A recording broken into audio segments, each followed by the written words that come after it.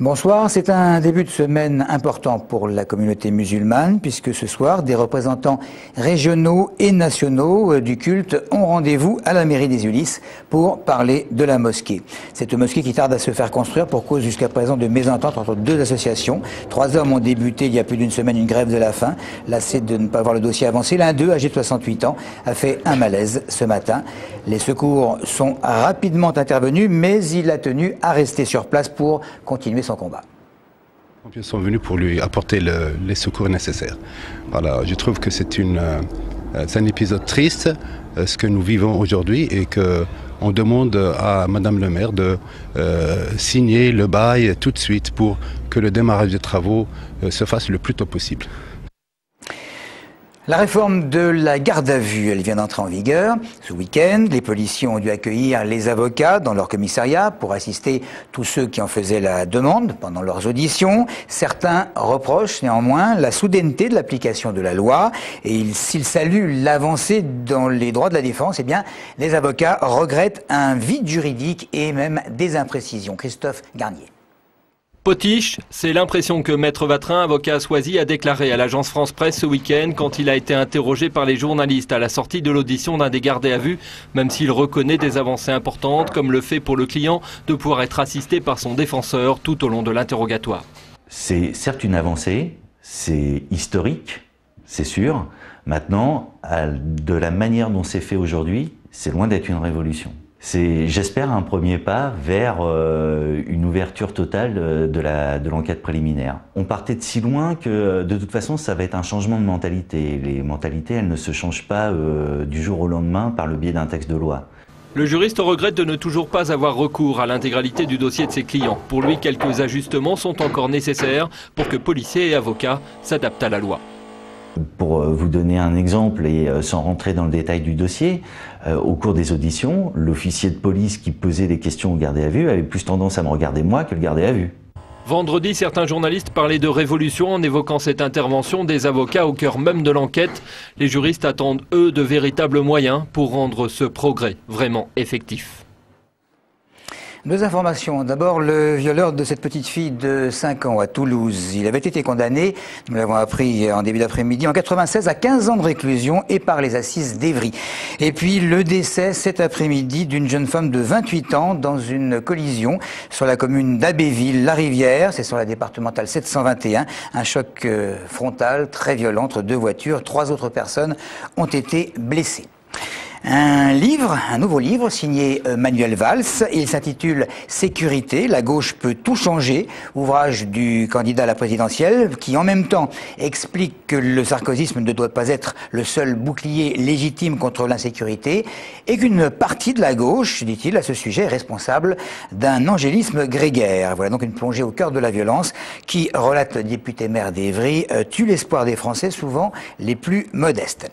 Un autre député à présent, UMP, celui-là, puisqu'il s'agit de Franck Marlin. Il a comme prévu été au ministère de l'Agriculture pour défendre les exploitants de Cresson. C'est accompagné de Guy Cronier, le conseiller général de Méréville, que l'élu d'Étampes a plaidé pour que les créciculteurs ne soient pas assaillis de sanctions pénales lorsqu'ils utilisent des produits phytosanitaires, pourtant nécessaires selon eux, mais ne bénéficiant pas d'homologation. Alors des dérogations pourraient être mises en place. Dossier évidemment à suivre. En Essonne, une partie de la population du plateau de Saclay vit à quelques kilomètres de plusieurs installations nucléaires, dont 2 réacteurs, Orphée, en activité depuis plus de 30 ans et qui est dédié à la recherche, et puis Osiris, construit il y a maintenant 50 ans et dans lequel sont testés les matériaux utilisés dans les centrales EDF. Environ 2 fois par an, des incidents mineurs ont lieu au CEA ou à CIS Bio International et ils sont signalés à la commission locale d'information gérée par le Conseil général et qui a pour mission d'informer le public. Mais entre février et le début du mois, des rejets de gaz sur la cheminée d'un bâtiment abritant un accélérateur de particules a été relevé à justement CIS Bio International. Et cet incident de niveau 1 a été rendu public il y a seulement 15 jours. Alors du côté de la population, on ne s'affole pas vraiment, mais du côté des élus d'Europe Écologie Les Verts, on ne craint pas les problèmes de santé, mais on est mécontent du manque d'informations, on est même indigné. Là, c'est quand même scandaleux, même si l'incident est totalement sans gravité, le dernier incident de février, on ne l'a appris que 2 mois après. 2 mois après. Il y a une commission locale d'information qui a été instituée depuis une dizaine d'années, c'était à l'époque de Dominique Voynet. Moi, j'en ai été membre jusqu'à il y a 1 an, quand j'étais conseiller régional. On recevait autrefois un fax chaque fois qu'il y avait un petit incident. Depuis 18 mois, il n'y a plus du tout d'information. Ça, si vous voulez, cet aspect de secret, je crois que c'est le point central qui est inacceptable dans le nucléaire et dans tout ce qui va avec. Voilà les élus d'Europe Écologie Les Verts qui veulent, lors de la prochaine réunion de la commission locale d'information, se battre pour qu'il n'y ait plus, disent-ils, de rétention d'informations de la part des entreprises du département travaillant dans le domaine du nucléaire. On passe au camping, ce qui est plus joyeux, de plus en plus d'adeptes, quel que soit le temps des vacances, mais alors que lorsque le soleil est particulièrement de la fête, eh bien c'est une véritable ruée. Alors nous avons voulu savoir si cela séduisait vraiment tout le monde ou si certains semblaient encore un petit peu réticents. Petit thermomètre de rue. C'est peut-être bien hors vacances scolaires, mais pour se reposer, c'est pas l'idéal. Je préfère dormir à la belle étoile, mais pas dans une tente. C'est la liberté et la participation de tout le monde, aussi bien les petits-enfants, chacun a ses corvées. Les avantages, c'est les rencontres avec plein de monde. Après, les inconvénients, je sais pas moi. Ouais, c'est peut-être l'hygiène. C'est moins cher. Quoique maintenant, c'est devenu quand même relativement cher. C'est moins cher. C'est un peu plus souple et libre comme structure. Après, c'est moins confortable. J'ai 4 enfants et c'est pas très pratique avec 4 enfants. Il faut faire la vaisselle, aller faire la queue pour aller faire la vaisselle, pour prendre sa douche. C'est pas forcément très propre, donc je suis pas trop pour le camping. Quand t'es en caravane, ça va. Après, quand t'es en tente, c'est un peu plus compliqué avec le bruit, les gens à côté. Bon.